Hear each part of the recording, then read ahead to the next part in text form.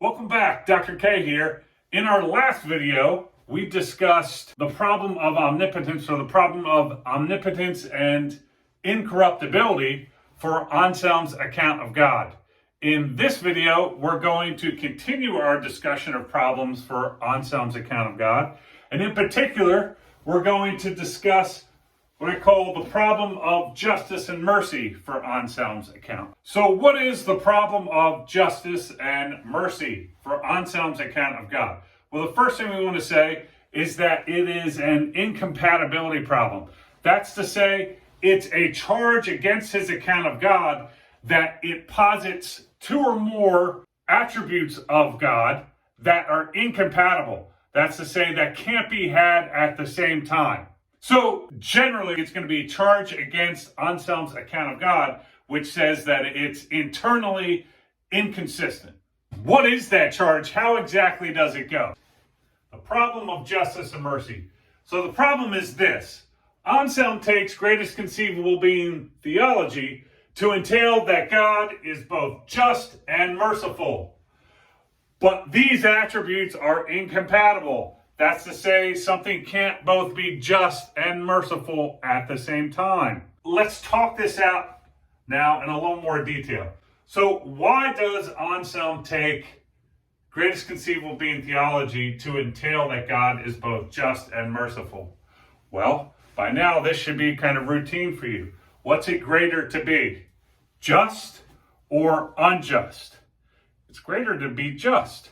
So if God was not just, he wouldn't be that than which a greater being cannot be conceived.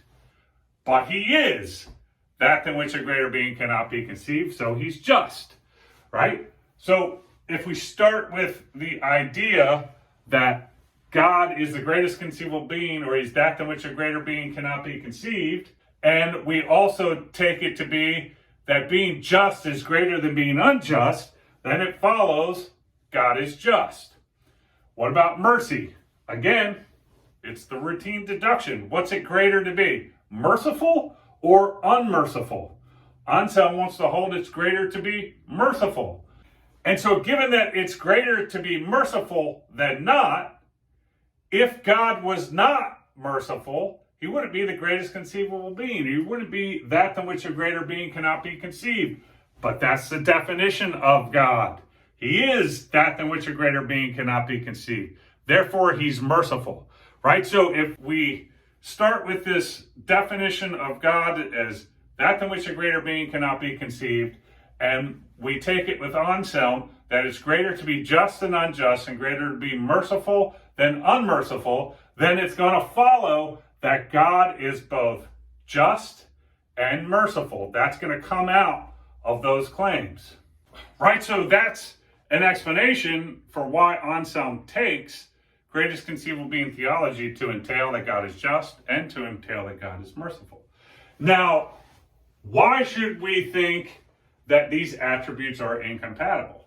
Well, there's an argument for it which spells out why they are thought to be incompatible. It runs as follows. Premise 1, if God is just, God gives one what they deserve. 2, if God gives one what they deserve, then God doesn't spare the wicked, right? He doesn't spare the wicked or the wrongdoers. 3, if God doesn't spare the wicked, God is not merciful. 4, so if God is just, God is not merciful. That's to say, justice and mercy are incompatible. Something can't both be just and merciful at the same time. Okay, so we've got a basic idea of what the problem of justice and mercy is. We've spelled out the argument that justice and mercy actually are incompatible. So what gives, Anselm? On your account of God, God is both just and merciful. But these two attributes can't be had at the same time. Okay, well, here's Anselm's response. Actually, response is because he's got 3 of them.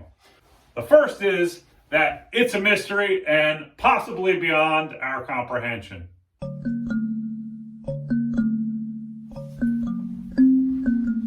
Spelling it out further, the idea might be something like this. Look, We know that God is the greatest conceivable being. There is that than which a greater being cannot be conceived. We know that it's better to be just than unjust, and we know that it's better to be merciful than unmerciful. So God is both just and merciful, right? Those things are clear. That God is that than which a greater being cannot be conceived, clear. That's better to be just than unjust and better to be merciful than unmerciful, clear. So God is both just and merciful, and if we think there's some incompatibility there, then that's because we lack understanding in some way. It's not because there's some actual incoherence between those attributes. The second response runs as follows. I'm going to read a quotation from the Proslogium. Anselm writes this as if he's talking to God.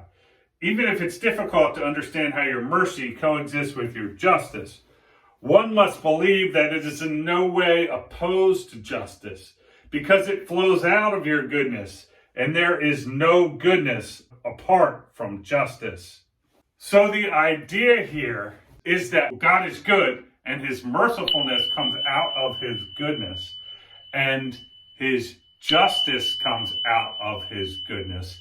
So given that he's good, and justice and mercy both come out of that, they both got to be compatible, right? Because they both come out of God's goodness. Now I say this raises an interesting questions about the relations between the attributes.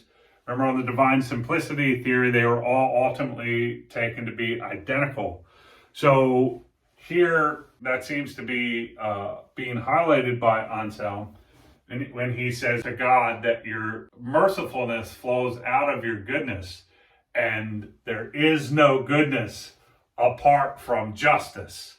The third response we can conceive of as attacking a premise in this argument for the incompatibility of justice and mercy. Namely, we can conceive of the third response as an attack on premise 2. So premise 2 says, if God gives one what they deserve, then God doesn't spare the wicked. The idea here is that this isn't necessarily true. This isn't true. If God gives one what they deserve, it doesn't follow that God doesn't spare the wicked. And the reason for this is that God also gives himself what he deserves. And what he deserves is ultimate goodness, which involves mercy. That's to say, sparing the wicked. So this premise is not true. And the reason why is because, yes, God does give one what they deserve, but that doesn't entail that he doesn't spare the wicked.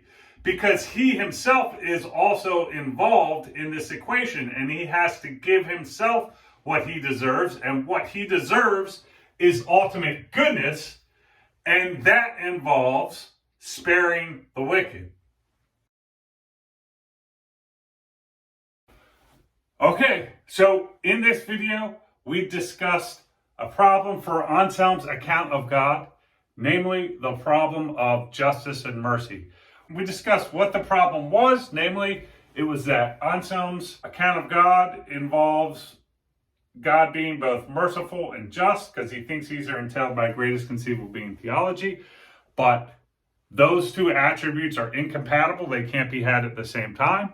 We looked at an argument that they are actually incompatible, and we considered Anselm's response to this problem.